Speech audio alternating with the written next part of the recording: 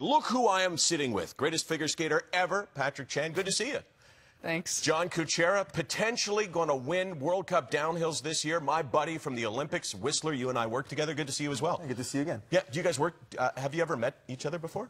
No, we haven't met, actually. It's the First time, yeah. So you were hoping, obviously, to walk into the Olympics together because your Olympic dream was ruined by a compound fracture of your leg, right? Yeah, but I did qualify for the team the day before I hurt myself. So. Right. No, I knew that. I wasn't suggesting that you weren't on the team. That's what I was saying, that you would have been walking in.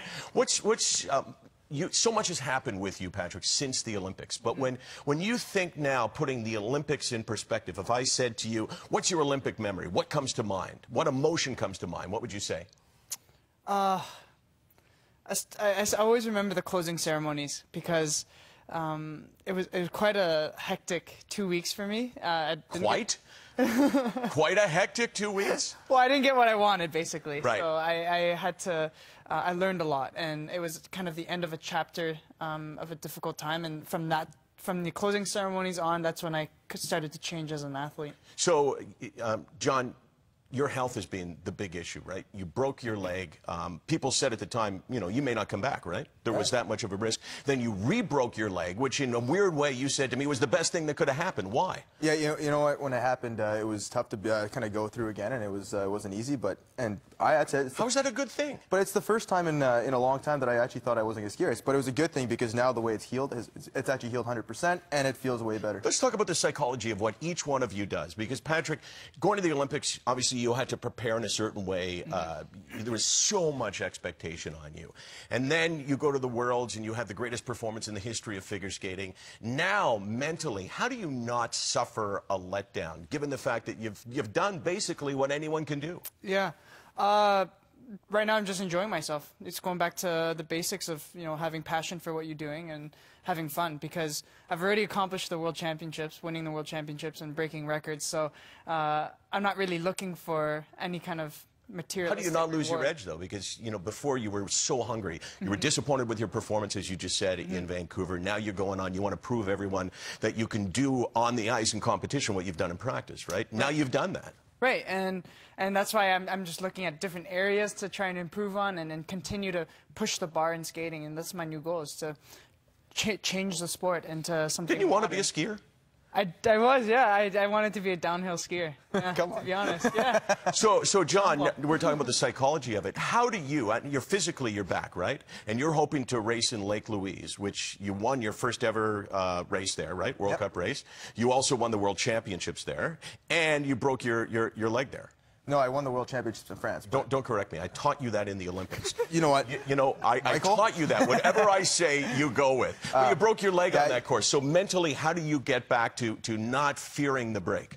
Well, you know, I definitely love and hate what I have going on at Lake Louise, but it's a hill I'm really comfortable with. And for me, the biggest challenge is getting that mental edge back. And to tell you the truth, it's going to probably take some time. You've got to, because you can't think about getting hurt, right? No, but that's the tough part, is now putting myself on that line that made me so good. Now I understand what happens. And you can't think about falling, right? I mean, that's the thing. Yeah. I mean, that's obviously, you're not afraid to get hurt. No. But the equivalent for you is... It's nothing, he's going to die if he falls. I just haven't... Patrick, he didn't know that. Now you're freaking him out. Now I'm done. But I mean, the stakes are obviously equally high. You may not get hurt, but that one fall is obviously what you fear, right? Of course. And how do you deal with that mentally, from the standpoint of you have to respect it, right? You have to respect the risk, but not think about it. I like to use the phrase win, which is what's important now, and that's basically staying in the present and thinking of the steps that you need to take before the jump. Don't start skating into the jump thinking of landing the jump, because you'll end up making You're a hockey fan, you said, right? I am, yeah. Did your mom buy you want to be a hockey player and she bought you figure skates? Is that true?